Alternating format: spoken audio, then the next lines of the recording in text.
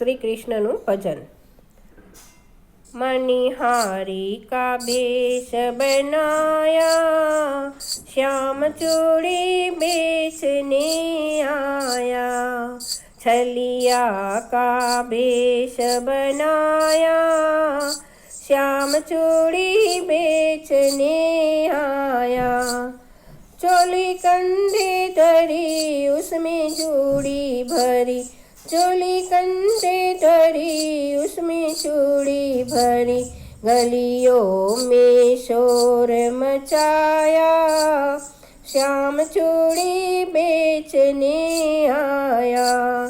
छलिया का भेष बनाया, श्याम चूड़ी बेचने आया। राधा ने सुनी ललिता से कही, राधा ने सुनी ललिता से कही। मोहन को तुरंत बुलाया, श्याम चूड़ी बेचने आया। छलिया का भेष बनाया, श्याम चूड़ी बेचने आया। चूड़ी लाल नहीं पहनूं, चूड़ी हरी नहीं पहनूं, चूड़ी लाल नहीं पहनूं, चूड़ी हरी नहीं पहनूं। मुझे श्याम रंग है भाया, श्याम चूड़ी बेचने आया।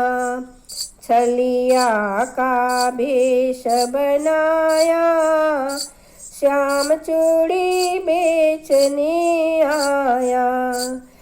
राधा पहनने लगी, श्याम पहनाने लगे, राधा पहनने लगी, श्याम पहनाने लगे।